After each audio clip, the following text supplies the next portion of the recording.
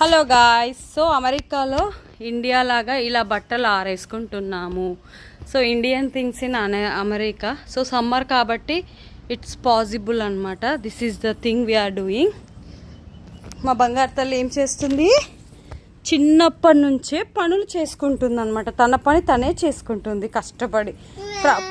ఒక పట్టుకో తల్లి, ఫ్రాక్ ఆరేద్దామా? తన ఫ్రాక్ తనే ఉతుక్కుందనమాట. చూడండి, ఇవన్నీ ఉతుక్కున్నాము.